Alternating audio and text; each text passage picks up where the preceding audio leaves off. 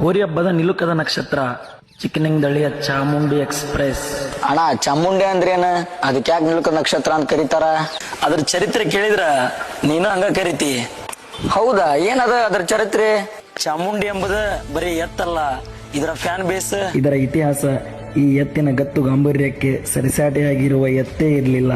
ಹೋರಿ ಹಬ್ಬದಲ್ಲಿ ನೋಡಕ್ಕೆ ಜಿರಾಪೆ ಅಂತ ಕಂಡರೂ ಅಖಾಡದಲ್ಲಿನ ಅದರ ಓಟ ಅಭಿಮಾನಿಗಳಿಗೆ ಹುಮ್ಮಸ್ಸು ತರುತ್ತಿತ್ತು.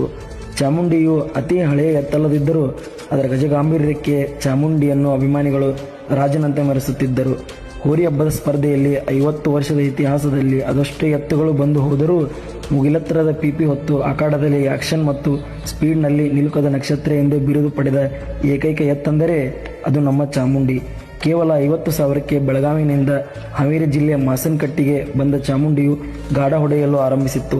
ನಂತರ ಮಾಸನಕಟ್ಟಿಯಿಂದ ಚಿಕ್ಕನಿಂಗದಳ್ಳಿಗೆ 75,000ಕ್ಕೆ ಮಾರಾಟವಾದ ಚಾಮುಂಡಿಯು ಹೋರಿ ಹಬ್ಬಕ್ಕೆ ಮೊದಲ ಹೆಜ್ಜೆ ಇಟ್ಟಿತು. ನಂತರ ಅನೇಕ ಅಖಾಡದಲ್ಲಿ ತನ್ನ ಚರಿತ್ರೆಯ ಮುನ್ನುಡಿಯನ್ನು ಆರಂಭಿಸಿತು.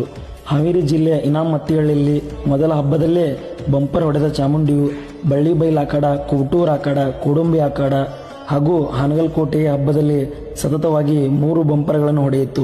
ಇನ್ನು ಹಲವಾರು ಅಖಾಡದಲ್ಲಿ ಬಂಪರ್ ಹೊಡೆದ ಚಾಮುಂಡಿಯು ನಿಲುಕದ ನಕ್ಷತ್ರ ಎಂದು ಹೆಸರಾಯಿತು. ನಂತರ ಚಾಮುಂಡಿಯು ಚಿಕ್ಕನಿಂಗದಳ್ಳಿಯಿಂದ ಸಮನವಳ್ಳಿಗೆ 14 ಲಕ್ಷಕ್ಕೆ ಮಾರಾಟವಾಗಿಯೂ ಅಲ್ಲಿಯೂ ಸಹ ತನ್ನ ಗತ್ತು ಗಾಂಭೀರ್ಯವನ್ನು ಬಿಡದೆ ಅಖಾಡವನ್ನು ಮುನ್ನುಗ್ಗುತ್ತಿತ್ತು. ನಂತರ ಸಮನವಳ್ಳಿಯಿಂದ ಮಾಸೂರಿಗೆ 15 ಲಕ್ಷದ ಮೇಲೆ ಮಾರಾಟವಾದ ಚಾಮುಂಡಿಯು ಒಂದೇ ಒಂದು ಅಖಾಡದಲ್ಲಿ ಹಬ್ಬ ಮಾಡದೆ ತನ್ನ ಕೊನೆ ಹೆಸರು ಎಳೆದು ಅಭಿಮಾನಿಗಳ ಮನದಲ್ಲಿ ಮತ್ತು ಮನೆಯಲ್ಲಿ ದೇವರಾಗಿ ಉಳಿಯಿತು.